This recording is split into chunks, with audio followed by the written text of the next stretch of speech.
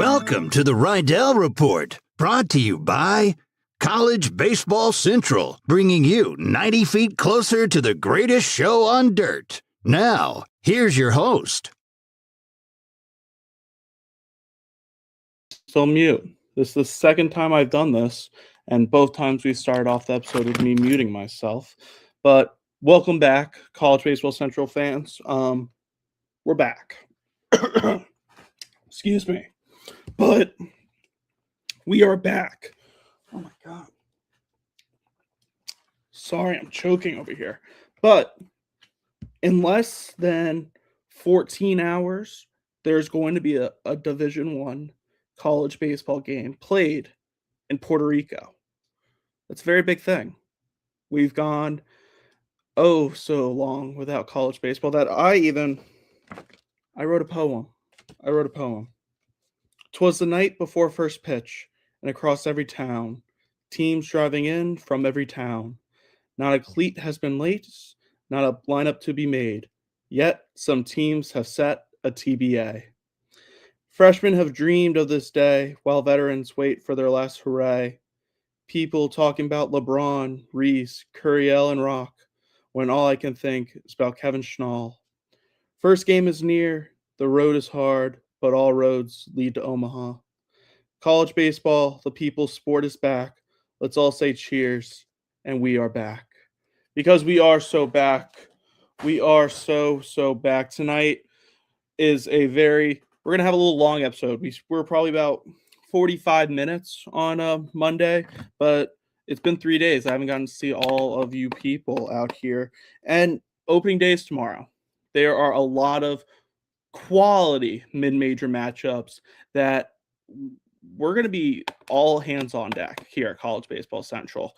I'm not going to be getting out to a game till probably Sunday. Notre Dame and FAU over in Boca Raton, Florida. I will be there seeing the FAU Owls go against one of the better teams in the ACC in Notre Dame. And then based off of next week, I'm hoping to maybe get over to DeLand, Florida to see Stetson go off against UVA, or even back at Boca Raton to see FAU battle off against Iowa. But we have a bunch of our college baseball analysts all over because CBC is everywhere. We're going to have guys at the Shriners College Classic. We're going to have people all over the country. We're going to have people at East Carolina, everywhere. You think of it, we are there because College Baseball Central is everywhere. We're going to be talking about 7 series tonight. We'll dive into each and every one of them because each and every one of them matter. But let's just jump right into it. The first one we are going to jump into tonight is Xavier and East Carolina. East Carolina coming off of a regional appearance in the Coastal Carolina region where they started off hot. They upset UF in a very close scoring game, and then they make it all the way to the regional final against EC Coastal Carolina. And they lose 1-0 there. And we know how far Coastal made it. Who's to say that it wouldn't have been East Carolina in Omaha if Coastal didn't make it? They do return a lot of people, East Carolina, especially their ace Game 1 starter, Ethan Norby, who will be getting the ball from Cliff Godwin tomorrow. And not to mention, a lot of these games have been moved to double headers because there's incoming weather all over the United States, I guess, except here in beautiful Florida. It just rains in the summer here. But East Carolina, they face a Xavier team that Billy O'Connor, their head coach, he is not afraid of facing anyone. Last year, he brings his team down from Ohio, and they go face some of the top teams. I got to see the Xavier squad last year when they faced off against Tulane, and it was a very fun series. It did have a near coaches brawl between Jay Ullman and Coach O'Connor, but it was still a very fun series to watch, and I expect this one to be very fun as well. Ethan Norby's getting the ball against Ryan Peake from Xavier, Game 1. Game 2, Gavin Van Kempen for East Carolina against Jackson Nobe, and then Colby Weber against Jackson DTN in the finale. And I expect Colby Weber to progressively get better, as we've seen Cliff Godwin say that Colby Weber is the future of this ECU pitching rotation, especially after Ethan Norby gets drafted this year. But I don't think pitching is what's really going to steal the show here for East Carolina. It's their lineup. If you go to the players to watch and the players to know, two of their key stars, Austin Irby and Braden Burris, those are two guys that I expect to dominate the American this year. And I have Braden Burris on my watch list for the American Player of the Year. Braden Burris broke out on the scene last year. A little background there. Braden Burris' father actually played with Cliff Godwin back when he was playing baseball, and they grew up together. And Cliff Godwin wore the same number as Braden Burris' dad after Burris finished his playing career, because he was so inspired by Burris' father. And now that Burris' son and Coach Godwin are crossing paths here, and it's been ever so successful for them, as Braden Burris has just dismantled American pitching staffs, hitting 389 last year, only 4 home runs, but he's not a known power hitter. This year, he might come in and smack the ball all over the yard, but he is a guy that finds the gaps and fill them up. He's a guy that has he had 20 doubles last year. He can put the ball anywhere and uses speed to get on base. And then Austin Irby, their starting first baseman, as a freshman last year, hit 303 with 12 home runs and 50 RBIs. This is a very young East Carolina squad. Like we mentioned on a Monday with how young they were, and it was kind of a down year there in Greensville, but they are primed for a loaded 2026 here. And then Xavier, you can look at the prediction, and I'll explain why I say that. But Xavier, player to know is Connor Meesh. He is the 2025 or 2026 preseason Big East Player of the Year candidate for the Big East. He was very fun to watch for Xavier last year when they came down to New Orleans to face off against Tulane. He's just a same thing as Burris, really. He can hit the ball all over the ballpark. His home run numbers were a little down last year, but I expect him to really get into his own here and be a big part of the Xavier lineup, as well with Clay Burdett, the former Ohio State transfer. He hit 292 last year, 13 home runs and 44 RBIs. The reason I say East Carolina sweeps Xavier is because coming into East Carolina, it is a very hard place to win. It's one of those mid-majors where people say, oh, winning doesn't, or home field advantage doesn't really matter. I think it does matter here. East Carolina is a very hard place to go in and win. That's why you see them in postseason games when they host regionals. The jungle is going crazy out there. Shout out to the ECU jungle. Those fans are rowdy out there. I got to meet some of them in the American Conference tournament last year in Clearwater, and they are a wild pack of guys, and they are a very fun group of guys to be around. But I just think it's going to be very, very hard for Xavier. They're bringing in a whole new rotation. I think it's going to be very hard to come in, and this is a very high expectation ECU team. I think it's going to be a very tall task to even take one. So that's why I'm going with my gut here. I'm saying ECU is going to sweep them. Next up, we're going to actually go a little south to the Bayou. Not Tulane. Tulane's in California, but to the University of Louisiana Lafayette Raging Cajuns as they host newcomer in the CUSA, Missouri State. This is going to be a really fun one, in my opinion. This is a UL team that has very high expectations after a down year. They have some new coaching changes happen. They lose their pitching coach to their rival, Southern Miss. So why is there high expectations for this Louisiana team? It's because Louisiana is such a high expectation area. You can ask any fan there with their baseball, football, basketball.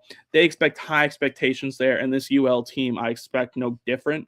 And it's opening weekend. You have high expectations for everything. So, University of Louisiana, they are rolling out the JUCO San Jack left-handed pitcher transfer Ty Roman for game 1.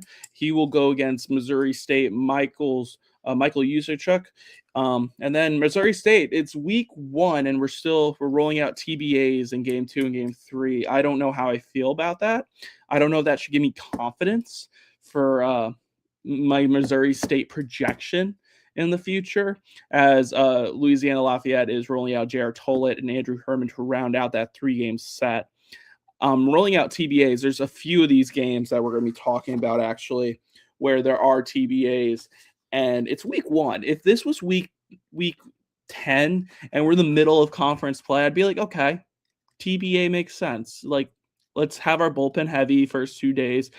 Rolling out TBA game 2 and game 3, that's got me a little head scratching. But I'm very confident in the Missouri State team.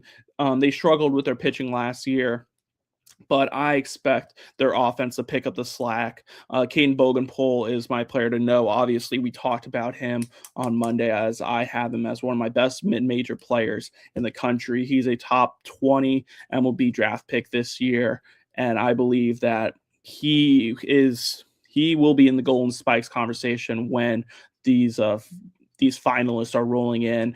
He did battle some injuries last year. The power numbers were down from his freshman year, but I really expect him to take that next step in his junior year.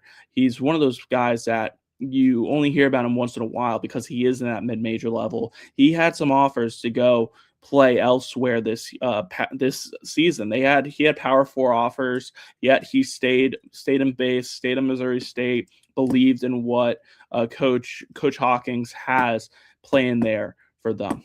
My player to know for Louisiana is actually an NAI transfer from William Carey in Hattiesburg, Mississippi. Rigoberto Hernandez. This kid is a power mashing machine.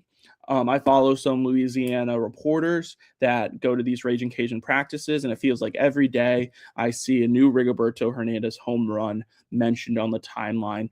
I'm very excited to see this kid translate his power from NAIA standards to D1 standards. He played at a very talented NAIA where they did go against some of the top talent, so I don't think there's going to be an adjustment there, but I truly believe that he will be a huge impact for this UL lineup. Players to watch, I'm going with outfielder transfer Donovan LaSalle coming home to Louisiana. He's a true star in the making. I think that the adjustment of not getting everyday reps in the SEC last year, getting that here and being home with Louisiana, I think he's going to truly blossom into a star here at Louisiana. And then another transfer, Bryce Sermonelli transferring in from Central Arkansas. He is one of my projected. If there was a mid-major all-transfer team, he would be on that list because he was a guy that hit about 320 last year at Central Arkansas. Power numbers aren't eye-popping. He only had a handful of home runs, but this kid, you're going to hear me say it a lot tonight, but this kid can pepper the ball all over the ballpark. He is a good insurance pad to have behind Bogenpole, where Caden hits a double somewhere, hits a single somewhere. You have Sermonelli coming up, piggybacking off of that. He doesn't strike out that much. He has the tendency to fill the gaps, and I wouldn't be surprised if we have opportunities where Bogenpole's on second and Sermonelli drives him in a lot this year. So my prediction here, even with the TBAs, I think UL's pitching staff does still have some question marks. They are without their ace Cole Morgan for the foreseeable future still, as he's dealing with a back injury.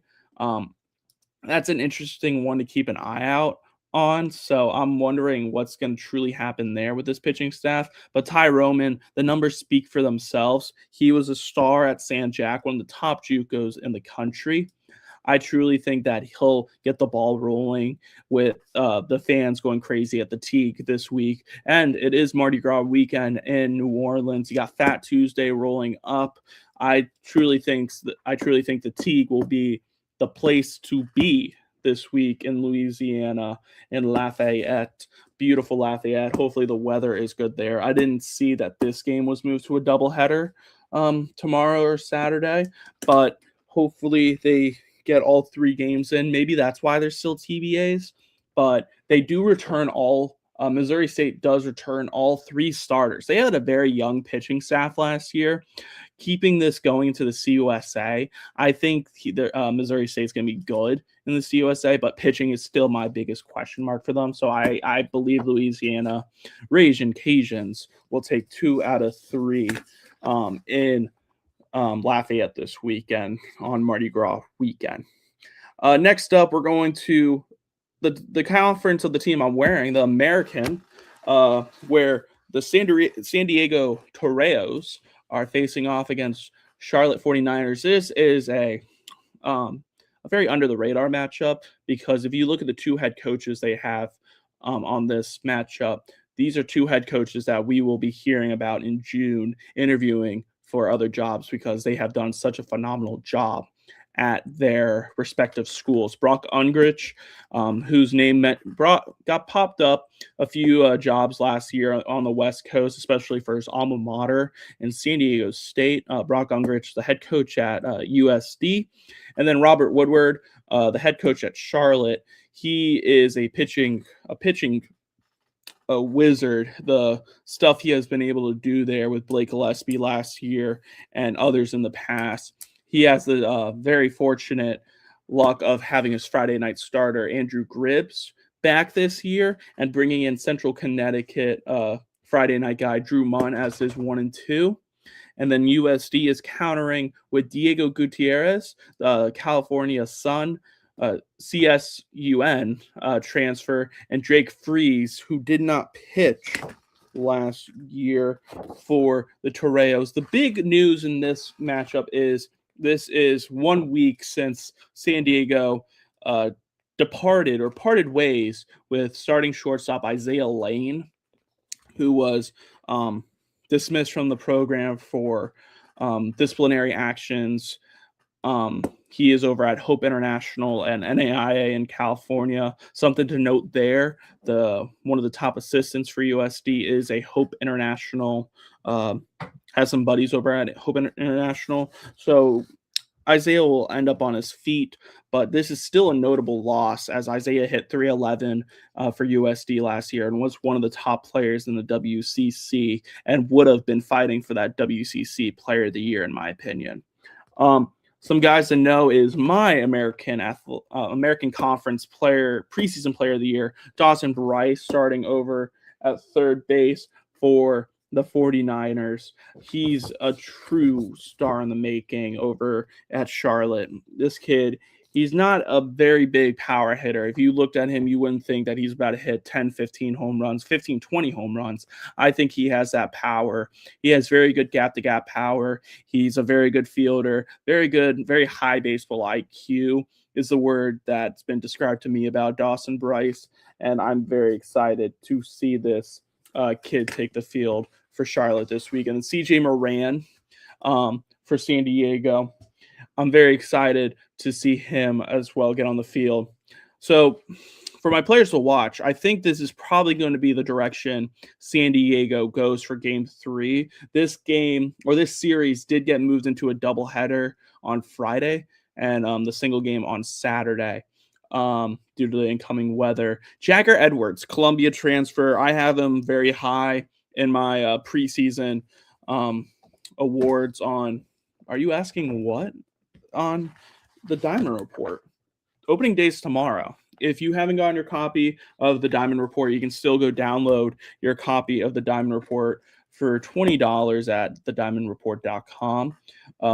Me and a lot of my buddies have worked our butts on this, and I had the very fortunate of writing about these 2 conferences. So Jagger Edwards transfers in from Columbia, was one of their top starters last year. The lefty, I think he goes Game 3 for San Diego this week, and I think he's going to be one of the better arms in the WCC, especially with Gutierrez and Friz having some struggles in the past. I think Edwards will inevitably step up and be a Game 2 or even a Game 1 starter for the Toreos. And then for Charlotte, Adrian Jimenez, he will probably be hitting leadoff, starting at short for the 49ers. He's a VCU transfer. He had phenomenal hitting stats over at Charlotte last year. Or not at Charlotte, at Virginia Commonwealth. He was a phenomenal star there. He enters the portal, and Coach Woodward did a phenomenal job in the portal this year, bringing in some very big needs, including Cale Strickland, who will probably be behind the plate, an Auburn transfer, and a bunch of other guys. Drew Munn, again, one of them coming in from Central Connecticut State. Here I have Charlotte taking 2 out of 3. That doubleheader, I made my predictions before a lot of these games got changed into doubleheaders, but winning 2 in a doubleheader, even in college ball, being a former college baseball player, it's very hard. Winning a doubleheader is very hard, even on these neutral road games. If you had to ask me which way each game goes, I'm going Charlotte takes the first 2, and then San Diego salvages that final game with hopefully Jagger Edwards on the mound. I think that's going to be a very fun one to watch. Next up on the series, we're going to actually highlight the series of the week here, the mid-major series of the week, the Riedell Report series of the week, whatever you want to call it. And that's going to be UCSB heading into Southern Miss, top 25 team, if you ask me.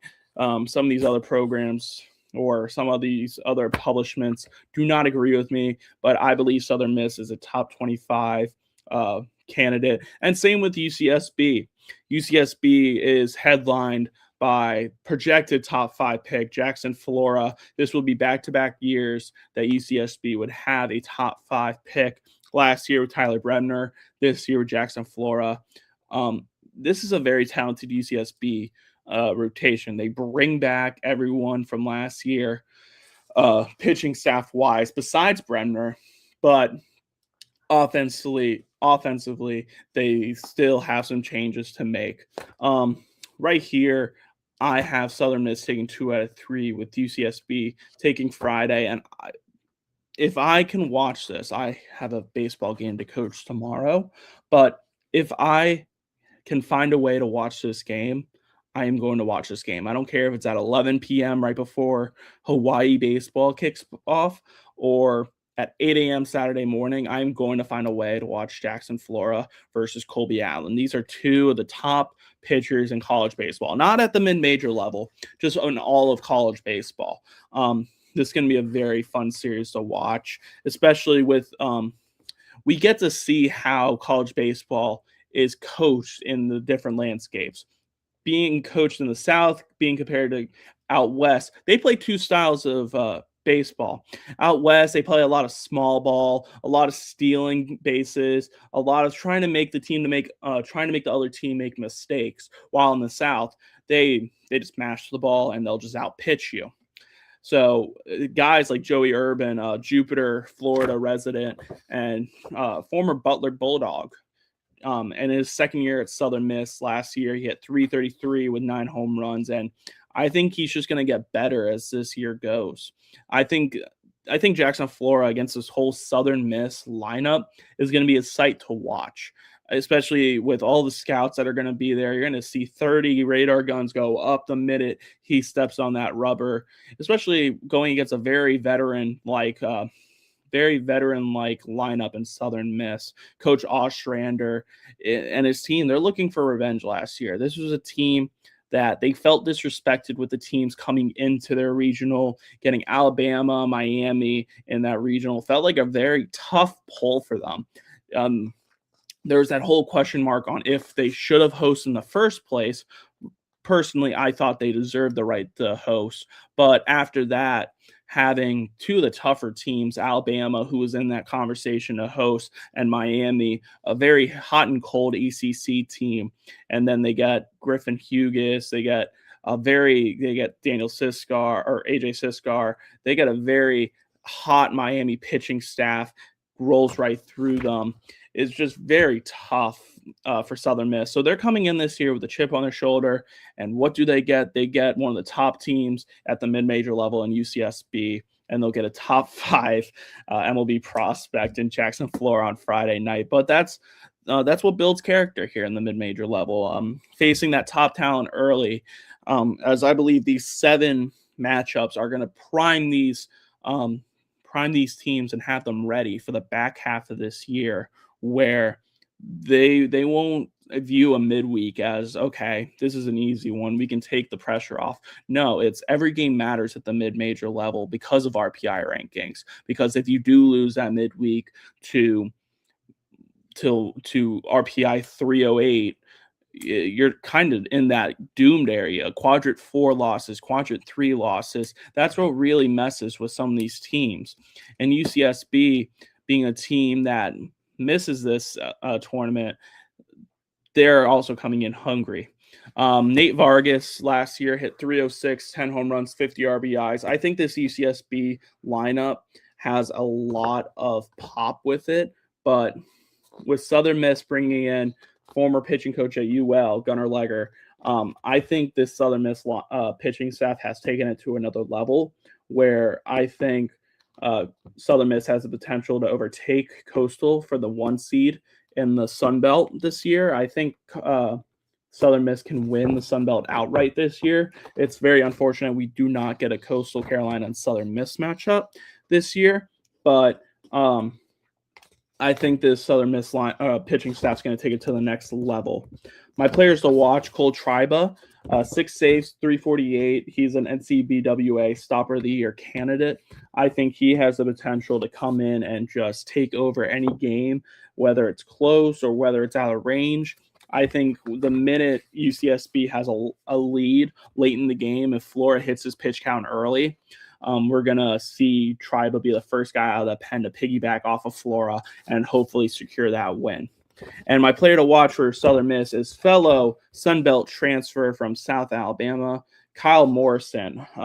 Last year, he had 289 with 9 home runs and 43 RBIs. But this is a kid that I kept on hearing in the fall from scouts, from other Sunbelt coaches that have access to fall reports and whatnot. They said this kid mashes. They said he had a phenomenal fall, and he has set himself up to really take over for this Southern Miss lineup and really plateau with Joey Urban and some other key pieces in that Southern Miss lineup very well. It felt like the Southern Miss lineup was very hit or miss last year. I think adding Kyle Morrison will add this team as well. Delta Dimes asking, also wonder how deep they let Flora go in week 1. UCSB starting rotation is great, but a light bullpen for sure. I agree. Something to mention. These guys aren't going 110 pitches first week of the year. They're probably going to be going about guesstimates 75 pitches, 75, 80 pitches. It's a very rare case we see guys get stretched down to that 90 to 100 pitches. But I'm glad Delta Dimes mentioned that because I would love to hear what the opening line over-under opened for that game. My prediction would have it at 8.5, but I do not think a lot of runs will be scored in game 1. As my prediction comes in, Southern Miss takes 2 out of 3. I think they win with Graydon Harris and McCarty English on the mound. I think Flora and Triba cleans it up Friday. I'm really excited for that one. I'm going to find a way to watch it some way, somehow, and I think that's probably the game of the week at the mid-major level. One game we're not going to talk about tonight, I actually scratched it off, is Northeastern and Grand Canyon. That's only a Friday night game before Northeastern goes into the MLB Desert Invitational out in Arizona. So under 10 is minus 115 on DraftKings right now. Well, Hard Rock only has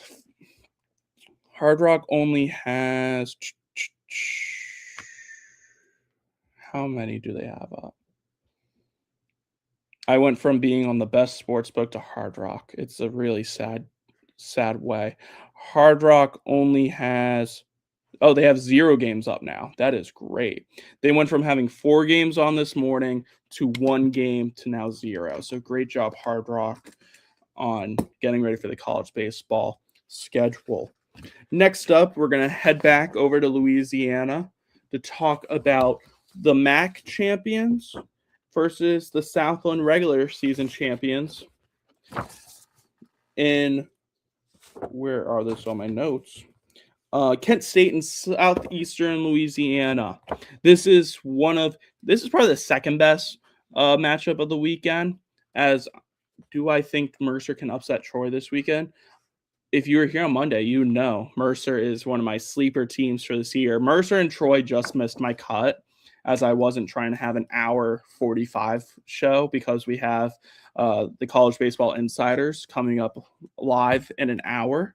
But I think Mercer is going to take 2 out of 3 from Troy this weekend. I think Troy comes in a little too aggressive, and I think Mercer finally has that like reliability that they can easily take care of Troy and it's not a big sweat. And Ben Upton might be there, I think. So I hope Ben Upton's throwing the first pitch of one of these games and Mercer takes care of business for him.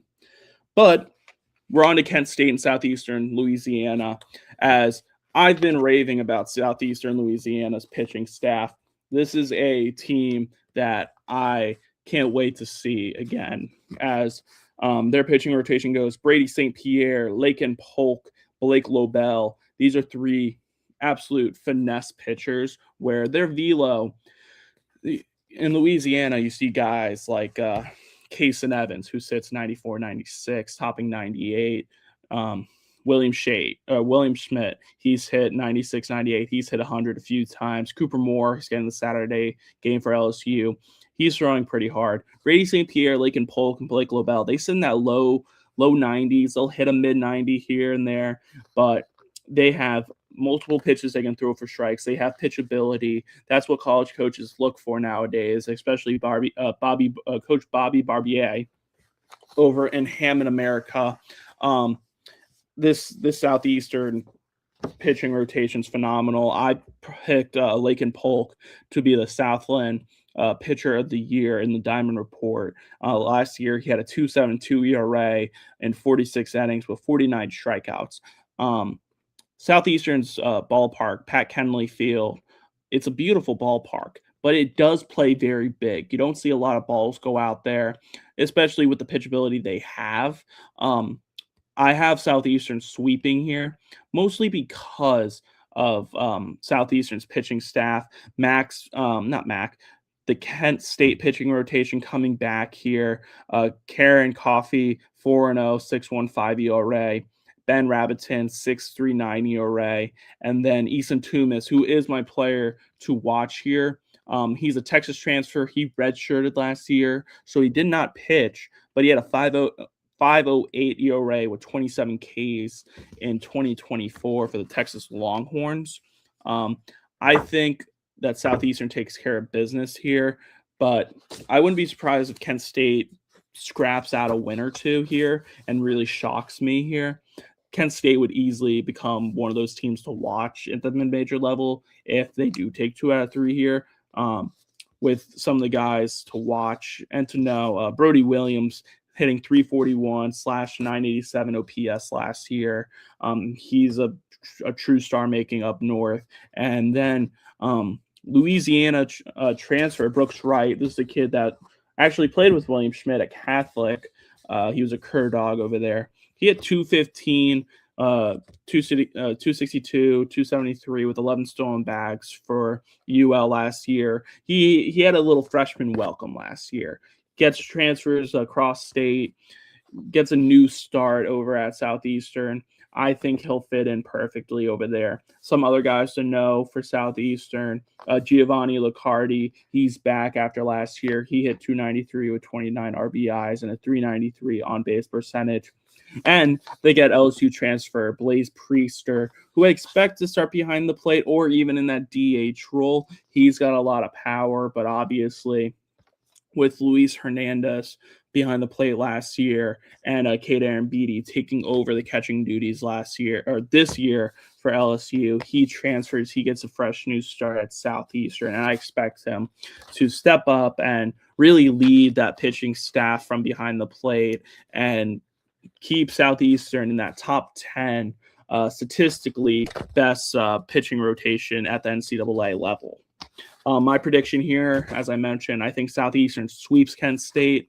I think Kent State will be in the top half of the MAC again, but I need to see some pitching reliability come up for them. Kent State's pitching staff returns a few guys, but none of them have really really key numbers in a lot of innings. Benny Roebuck had a 3.97 ERA last year. He doesn't return though. So I think that Southeastern takes care of Kent State this weekend. Next up on the docket, we are heading over to California, the beautiful California, except I've been told if I was going to pack a jacket because it is expected to rain there, as we are going to jump in to Mark Kingston's first head coach series as part of the Creighton Blue Jays. I'm going to take a sip of my drink here quickly. Mark Kingston officially takes over for the retiring Ed Cerveas. This is his first year as head coach after being the top assistant for Coach Cerveas last year after leaving South Carolina. What does he get treated with? He gets treated with probably the most talented team in the Big East. I'll be glued to this series. I'm glued to this series. I'm very excited for this series. Eric Valenzuela, one of my top coaches to watch out west. I expect the St. Mary's team to be in the top half of the WCC again. I think it's going to be them, Gonzaga, who we'll talk about in a minute. Them, Gonzaga, and San Diego fighting it out for the top half of that conference. And then Creighton, who's in a very talented Big East, where it feels like it's a 3-team race there with them, UConn, and Xavier fighting for those top 3 spots. Obviously, Creighton got the auto bid, and then UConn and Xavier felt like they were snubbed last year, but I'm very excited for this series. I think these are 2 of the top mid-majors in the country, and then Creighton returning majority of their guys. They return Jack Panu, who's their Friday night starter. He was 3-0 with a 5.67 ERA in 39 innings with 41 Ks. They go to Wilson Majors, who was a Diamond Report first team preseason pitcher. Wilson Majors 6-3 in 72 innings with a 3.47 ERA, 55 Ks there. And then the lefty Eli Neeson, who did not pitch last year, he had a 3.53 ERA, went 2-3 in 43 innings with 40 Ks. St. Mary's counters with John Damazonio, who had a 6.20 ERA, 53.2 innings with 42 Ks. Cam Staton, a Sierra College transfer, who went 7-2 with a 3.32 ERA, 95 innings pitched, and 113 Ks there. So that's going to be that game 2. I'm very excited to see that game 2. Cam Staton's video. When I do all this research, I look into some of these JUCO guys. I'm very excited to see this matchup. Wilson Majors was very good in his first year at Creighton last year. I was a little shocked to see him not get that Friday night nod, but I think that game 2 is going to be primetime TV. As we can look at my predictions, Creighton takes 2 out of 3. I think that TBA threw me off a little before making my pick, so I'm going to lean with Creighton here, but some guys to know. Diego Castellanos coming back for St. Mary's this year, hit 311 with 8 home runs and 40 RBIs last year. He was a true star. He's getting to step up now, knowing that Madrigal's not back. St. Mary's loses their top 3 power hitters last year, not averaging, but they had 21, all double-digit home runs. Diego Castellanos gets a step up now, maybe higher in that lineup, and have an opportunity to put some balls in those gaps and fill them up and bring in some more runs. Chris, I'm going to mess up this name, but Chris Ballergen, I'm going to guess it was that, but Chris Ballergen, the Holy Cross transfer coming in. He hit 376 last year with 3 home runs, 52 RBIs for Holy Cross last year. Getting to come in for Creighton.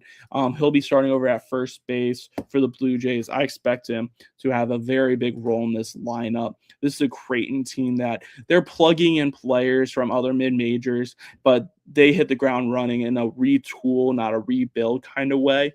I'm very excited to see how he looks in his first weekend as a Blue Jay. Some players to watch. Tanner Griffith for St. Mary's. He hit 247 with 28 hit by pitches. I kid you not. When I was reading up on the game notes for this, it said 28 hit by pitches. Ouch. So very funny by the St. Mary's SID right there.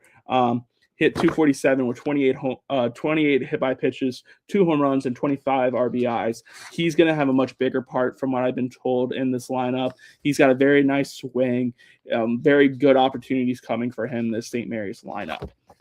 And then Rocco Gump, that is a all-team name right there, or all-name team right there. Rocco Gump, I had the pleasure of interviewing Rocco last year at the Southland tournament for Northwestern State over in Louisiana. He transfers out in his final year after hitting 303 with 8 home runs, 54 RBIs for the Demons over in Northwestern State. This kid is a pure hitter.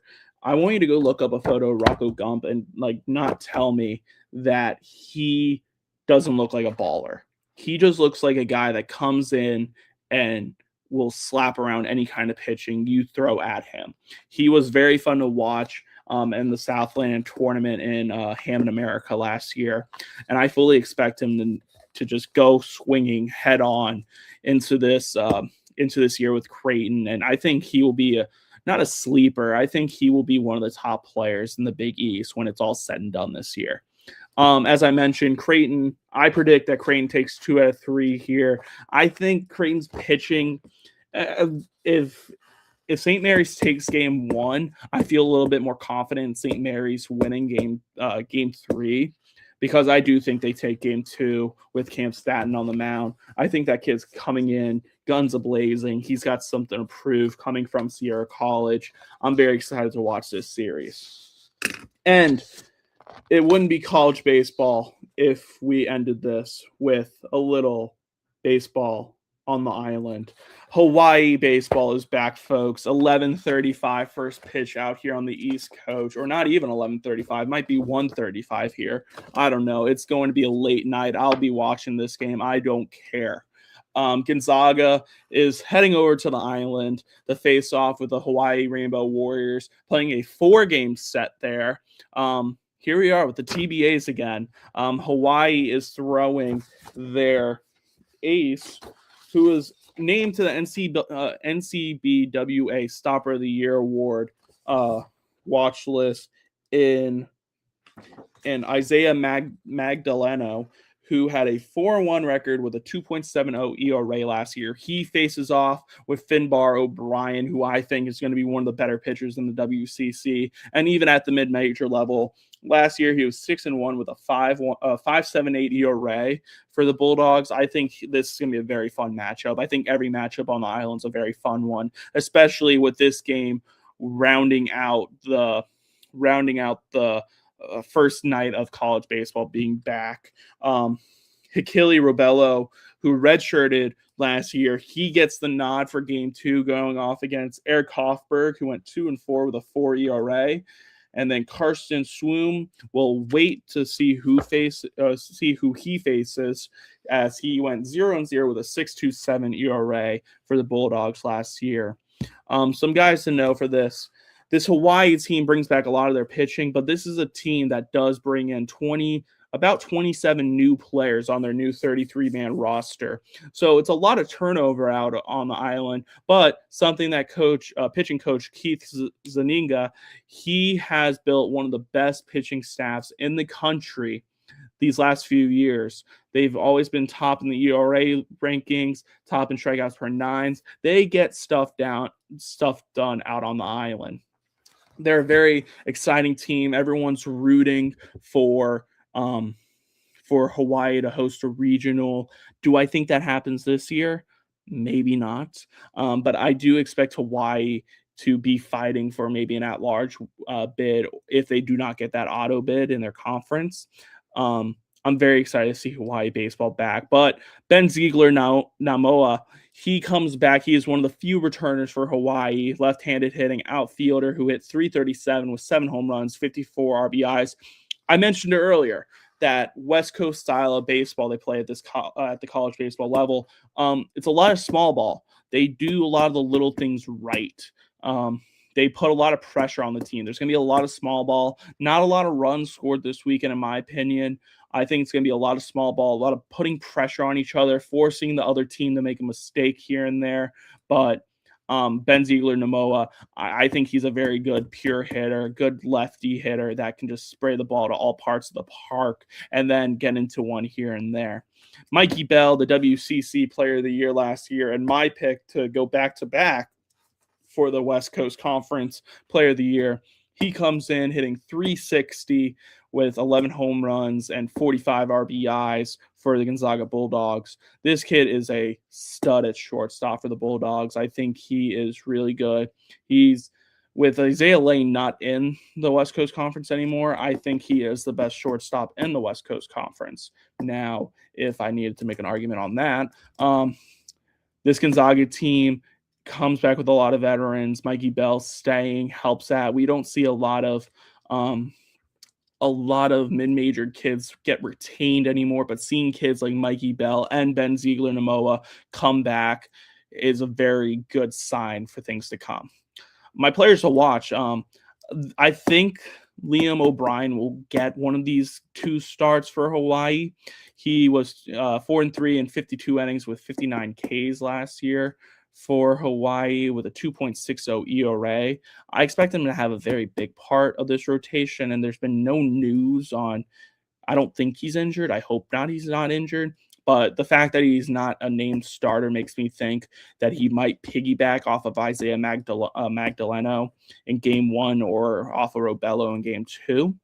I think he's a very good pitcher, gets a lot of swings and misses, gets a lot of weak contact. He pitches to his strengths, has multiple pitches he can throw for strikes. I think he's a star in the making out on the island, of course, with Coach Keith and one of the best pitching coaches in the country. And then Jared Glenn, who had a 5.40 ERA with a 3.1 with 3 1/3 innings pitch. I think this kid is going to be a big part of the Gonzaga bullpen this year. Or maybe he even gets the game 4 start. I've heard a lot of good stuff about Jared Glenn. His fastball has gained a couple more miles per hour, getting a lot of swings and misses in the fall. I think this Gonzaga team is going to be very good. But it's tough to win 3 out of 4 in college, especially adjusting to that Hawaii time change. Yes, they're in California. Yeah, it's only an hour or 2 to 3 hours change. But I think they split it here. I really view these teams as evenly split. I find them very even. So I think it's going to be a very fun series out in Hawaii. But are you a true college baseball fan if you didn't stay up and watch a Hawaii baseball game? That is the big question I have to ask. If you don't stay up and watch one of these first Hawaii games, you're not a real college baseball fan. Sorry, I don't make the rules. And you're not a real college baseball fan if you didn't get your copy of the Diamond Report. I don't know what to tell you. I don't make the rules here. My boss, Noah Darling, does. So he told me to get the Diamond Report. So I got the Diamond Report. I even wrote in it. I still had to buy it. So I'm just joking. To round out the show, I hinted about it on Monday. And then my good friend, my colleague at College Baseball Central, Michael Butel, hit on it. The 2026, we call it the 2026 Cinderella Omaha 8. I believe that these are the best 8 teams at that mid-major level that these one-bid leagues, we're going to make an argument for one of them in a minute. I want to see if these teams can make that run to Omaha. It's tough at the mid-major level to make that run to Omaha. Who is going to be Dan Cercra and who's going to be Cinderella and get to Omaha at that mid-major level again? The first one on my list is Bethune-Cookman. They are primed to repeat as champions in the SWAC this year. They return Player of the Year Andres Martinez and Pitcher of the Year Edwin Sanchez, and they return a lot of key returners in a very, very talented SWAC conference. Don't sleep on the SWAC because they get very limited resources. They get very limited broadcast time.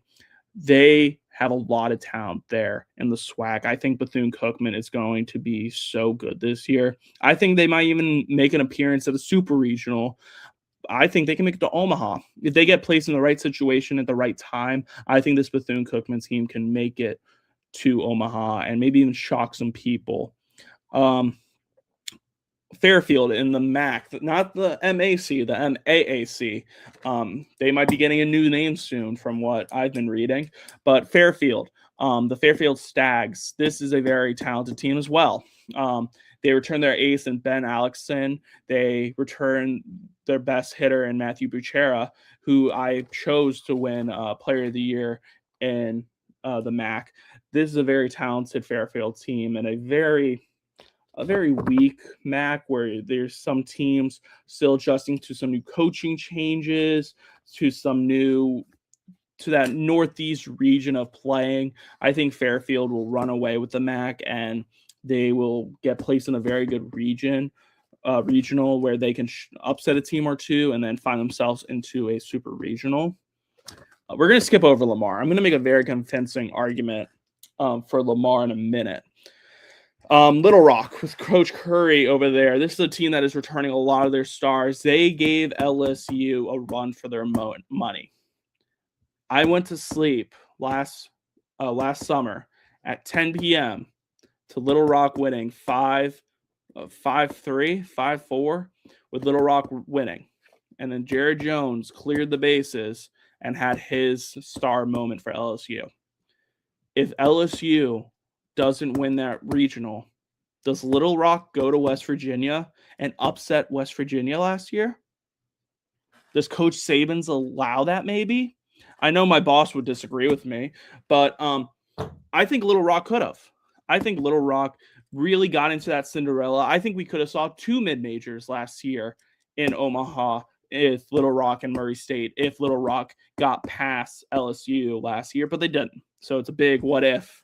What if, call me Marvel. Marvel can make a series on it. But Little Rock's primed to make another run here. I expect them to be at a regional. I expect them to make some noise again. I expect those boys in Arkansas to just keep it going. Nevada. We talked about Nevada a little the other day. This is a team that has a new head coach, and it's not one of those, oh, my head coach left for another Power 4 job. It's no, my coach left to go work in the MLB. It's a very good circumstance. But they have one of the best offensive minds in the country in Jordan Getzelman, and they return a lot of key pieces.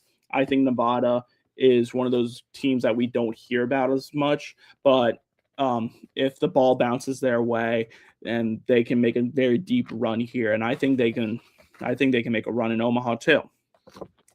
Same thing with Sacramento State. Coach Christensen out there, a lot of talent out there. I think they, in a very deep California region this year, where they will play UCLA, they play USC, San Diego State. They have a lot of non-conference out west. I think they will pull an upset here and there at the midweeks that will put them on the national level, and we will see more national analysts and more national reporters talking about Sacramento State. St. Mary's, everyone's going to think I'm a St. Mary fan after this, yet I'm wearing Tulane gear, and I'm not. I like St. Mary's. I like the direction they're heading under Coach Valenzuela. I think they are really good, and I think that the pieces they bring back will help them go deeper in the WCC, in a very talented WCC. In that top 3 team region between Gonzaga, San Diego State, and St. Mary's, I could have put any one of them into that graphic for St. Mary's. I should have just put the WCC logo because that's how much I love those 3 teams to win that conference. It's a very tough toss-up.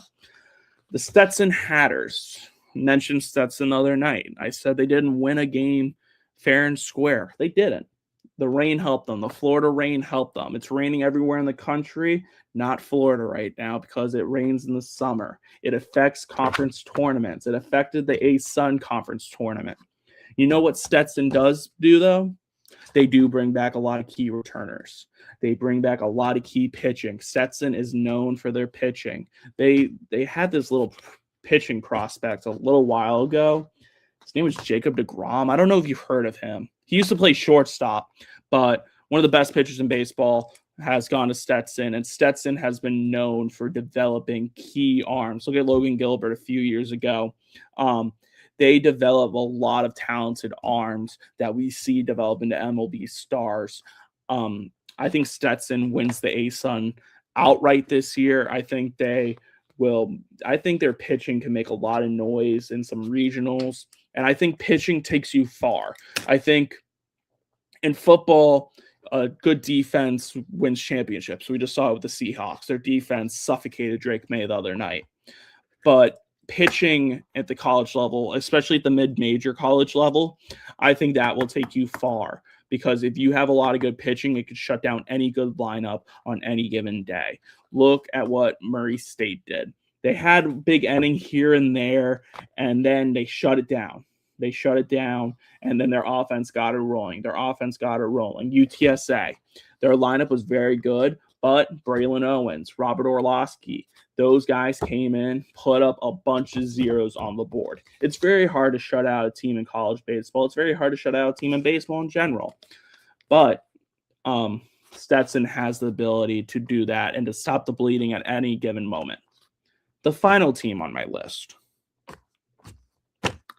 the Lamar Cardinals, out in Beaumont, Texas. Texas, the heart of America. I am proposing that America's team is the Lamar Cardinals. Why, you may ask? This is a very talented team in Texas. They say everything. Sorry, Delta Dimes just made me laugh for a reason. Lamar, their colors, red, white, add a little blue. You get the American flag. They're in the heart of Texas. They say everything's bigger in Texas. America's heart is in Texas. Oil. America loves oil. Texas. Lamar. We're going to be sitting back here next year. We're going to be talking about how Lamar is just coming off a conference championship after going into one of these Texas regionals, going to Texas A&M, going to Texas, or even going to LSU, knocking them out in the first round of regionals, going to a super regional. Oh, they sweep at a regional. Well, here we are in Omaha with Will Davis and the Lamar Cardinals. Might as well get comfortable. Omaha rallies around the underdog. They rallied around Murray State. Even when Gage Wood struck out 20 of them and nearly threw a perfect game, the Omaha fans were right behind Murray State. They were cheering every step of the way, even when the capacity was probably about 60% Arkansas fans. This Lamar team can rally up America, in my opinion.